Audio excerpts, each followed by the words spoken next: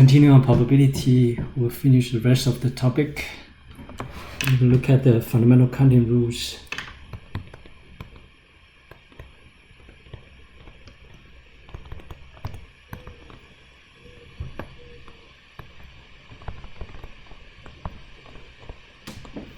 Look at the combination and permutation.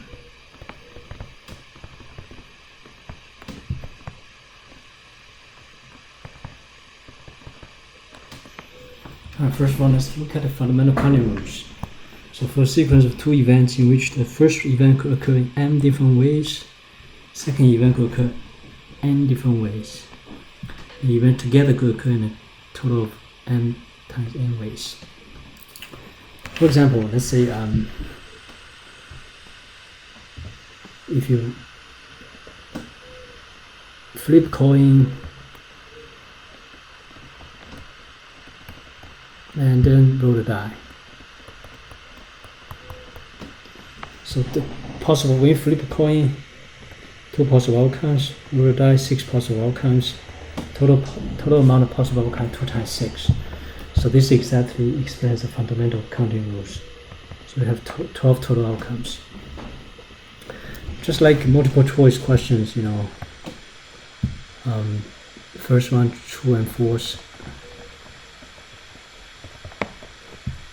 question, the second one multiple choice question with 5 answer choices.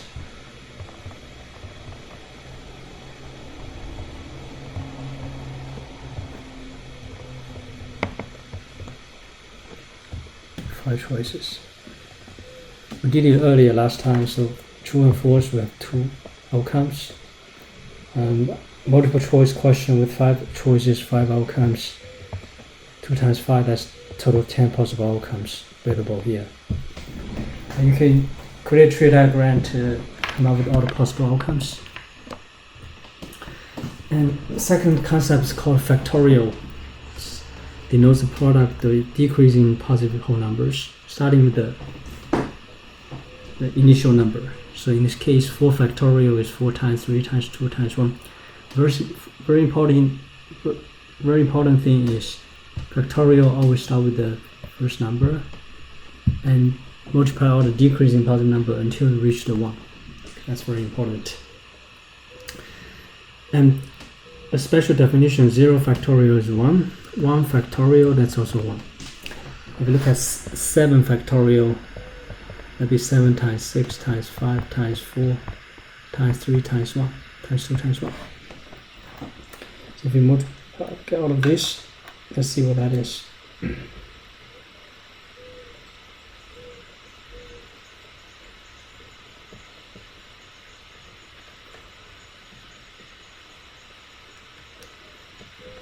It turned out to be 5040. Okay, but that's how you expand it. All these factorials. A number of different permutations of n different items could be arranged when all n of them are selected. So this factorial rule reflects the fact the first item may be selected in n different ways. Second one may be selected in n minus 1 ways, and so on. So it's like arranging n items in different spots.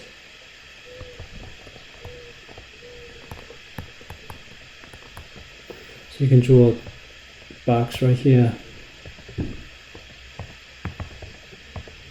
Alright, so when you arrange the first item, arrange all those n items on the first spot. This is second spot, third spot, fourth. This is the nth. Okay. When you've arranged all those n items in the first spot, you get n options available. And then you see we pick the item is gone. So move on to second spot, you only have n minus 1 items left, right? Move on to third spot, you already picked 2 items, so n minus 2 items available. Fourth spot, 3 items being picked, so n minus 3. Okay, all the way until the last couple n minus 1 will be 2 n times 1. And this is exactly what we call the n factorial. Okay, start with the n and ends with 1. And multiply all these decreasing numbers in between. So n factorial. Now let's take a look at the permutation rule. And first option is when items are different. So there are n different items available, and we select R of those n items without replacement, and we consider rearrange of the same items to be different sequence. The permutation of ABC is different from CBA and then ACB, right? All of those are different. So if the preceding requirement is satisfied, pick R items out of total n items.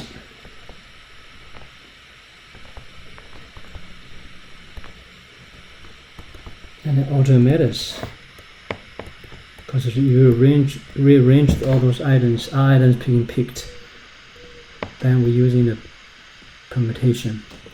So we use NPR, so it's n factorial over n minus R factorial. Okay.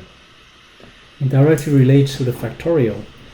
So the top would be n times n minus 1 times n minus 2 all the way to 1. Bottom, you start with n minus r minus 1 all the way to 1. Okay. That's how you expand those two different factorials. And there's another permutation rules when some items are identical to others. So we have n items available, and the some items are identical to others. We select all of the n items without replacement. We consider rearrange those distinctive items to be different sequence. And here we assuming n1 alike, n2 alike, nk alike. The number of permutations for all these items selected will be n factorial over n1 factorial times n2 factorial times nk factorial. This is amount of the n1 represent the n1 amount of items they are identicals, n2 amount of items they are identicals, nk amount of items they are identical. And combination, very similar to permutation, pick R items from n different items, and order does not matter, meaning we do not rearrange those R items when we pick them. Order does not matter.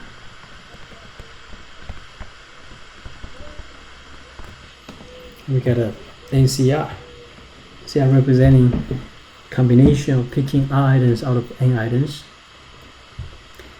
Rearrangement of the same items to be the same. So ABC is the same thing as CBA. Okay. As soon as we have all those three letters. Also like lottery games. As soon as you pick those winning numbers, you win, no matter how the order how you pick it. So order does not matter for the lottery game.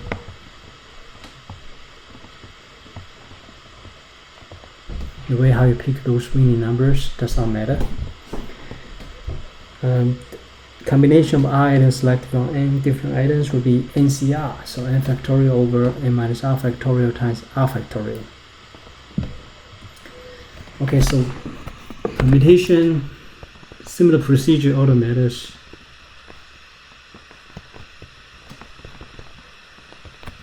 And combination, order does not matter.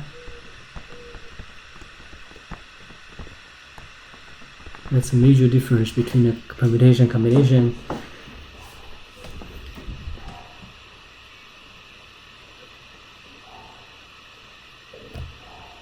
So now let's take a look at some example. A byte is a sequence of 8 numbers, or either 0 or 1, a number of possible bytes. So basically we have 8 different digits here. So by 1, 2, 3, 4, 5, 6, 7, 8. So for the first digit, second, third one, fourth one, fifth one, sixth one, seventh, and eighth. So you have a sequence of 8 numbers, and each For each digit, you have two options. And then independent, you always have two options along the way. So it becomes 2 to the 8th power. And 2 to the 8th is, see what that is, 2 to the 8th becomes 256. Okay. So the number of possible bytes will be 256 bytes. Okay. And example number 2, a history pop quiz asks students to arrange the following presidents in chronicle orders: Hayes, Taft, Polk, Taylor, Grant, and then Pierce. If an unprepared student totally guess, what is the probability of guessing it correctly? First of all, we need to know how many ways to arrange those 6 presidents, right? So you have 6 spots. First spot for the guessing student is 6 possible candidates. By the time you get to the second one, is pick one of the president already. You have 5 left. Third one, you get 4 left. Fourth one, you get 3 left. Fifth one, you get 2 left. And the 6th one, you get a 1. So this is exactly 6 factorial. Okay, meaning we rearrange those 6 presidents in the chronicle order. Times 5 times 4. See what that is.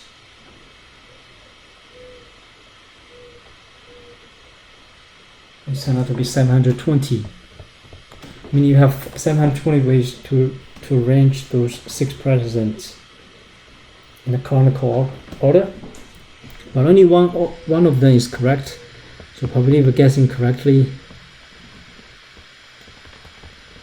One correct combination over 720, total combination available out there. So it's 1 over 720. Example 3, in the Pennsylvania Match 6 lottery game, winning a jackpot requires to select 6 different numbers from 1 to 49. The winning number may be drawn in any order. So this tells us order does not matter. Means we are talking about a combination here. Find the probability of winning if one ticket is purchased. First of all, we need to know how to, between 1 to 49, there are 49 numbers. So 49 minus 1, adding 1. Also remember that using the last number minus first number, adding 1. Adding 1 meaning including the first one. Okay. So this is 49 numbers. Now you pick 6 numbers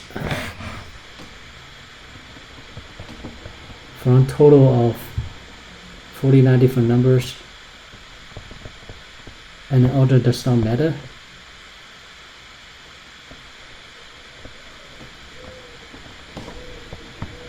Order does not matter. So this is a typical combination. So we're gonna get a 49C6. Okay, and here you can do 49 factorial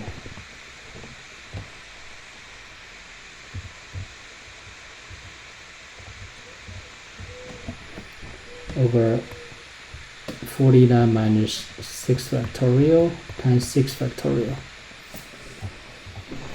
Okay, so typically you put into the calculator, get this result. You can also get this done in Excel. But in your calculator, typically there should be a combination available. You can also get it done in the calculator.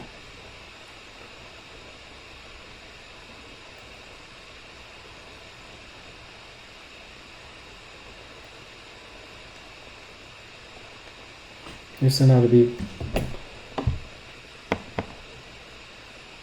30,983,816.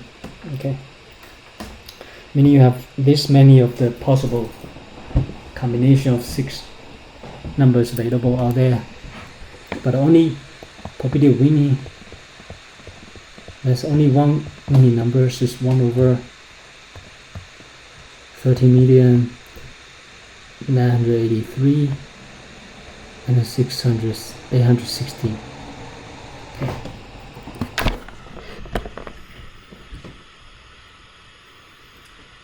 Okay, this is probably the winning is very low probability. That's why it's not very easy to win any lottery. Okay, the last example. The board of trustees of a college have 9 members. Each year, a 3-person ethics committee is chosen. At the same time, the board elects 9 officers, president, vice president, and the secretary. Party, how many slots of the candidates for officers are possible? So pick 3 members, officers from 9 members. And here each one of them has a title, so that means all the matters. So that means this is a permutation.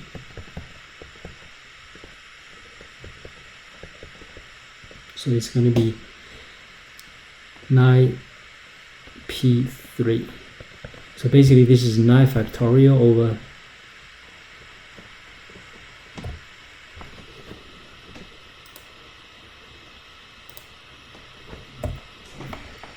3.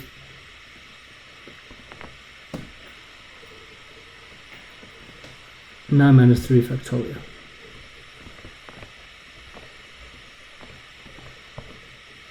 So this is 9 factorial over 6 factorial. And we can easily do this by expanding this. 9 factorial is 9 times 8 times 7 times 6 multiplied by 5, 3, 2, and 1. 6 factorial is 6 times 5 times 4 times 3 times 2 times 1. As you can see, all this number get cancelled. So basically you end up with 9 times 8 times 7.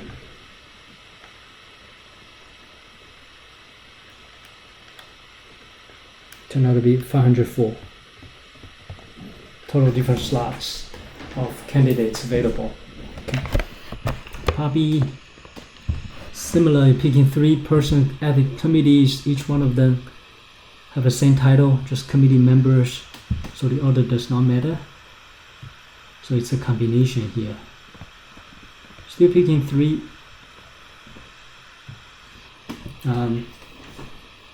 members, ethics committee members out of 9 total members, and the order does not matter here. So it's a combination, so it becomes 9c3.